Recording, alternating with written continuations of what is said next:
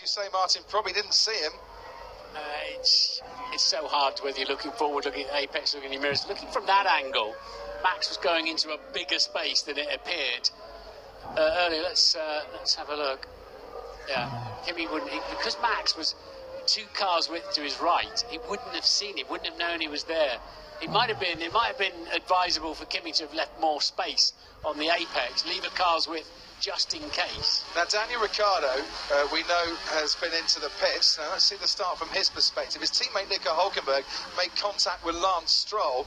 Ricciardo's trying to find somewhere that's a bit clear to go, and he gets clobbered from behind. That was really unlucky for Daniel, because he just was minding his own business, leaving space everywhere, and still somebody managed to run into him. Raikkonen has managed to limp back to the pits. Also in the pits, I thought I saw the Renault coming out there. Could have been Ricciardo again. So behind the safety car, Charles Leclerc leads from Sebastian Vettel, Lewis Hamilton, Valtteri Bottas and Lando Norris. Then comes Romain Grosjean and Kevin Magnussen, the 2 Haas drivers keeping out of trouble there. Martin, 6th and 7th. Sergio Perez drops down to 8th. Pierre Gasly is up into 9th from 13th on the grid. Lance Stroll up into the top 10 from 16th on the grid. Then comes Danny Kvyat, who started P19 and is currently running 11th.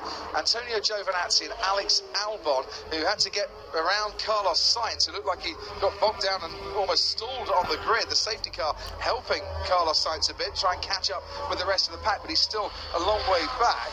Charles Leclerc is just crossing the finish line at the moment, and Carlos Sainz is going through Rivage. He's still got a problem. He nearly went off there all by himself, Carlos Sainz. Yeah. So I wonder if he's got suspension damage, because that looked very strange. Can't imagine his tyres are that cold at the moment, but Carlos there up at Rivage, nearly going off all by himself, way behind the pack. It's his birthday today. It's not exactly the way Carlos Sainz would like to be celebrating his birthday. 25 years old, and the young Spaniard today. This is when he came into the pit.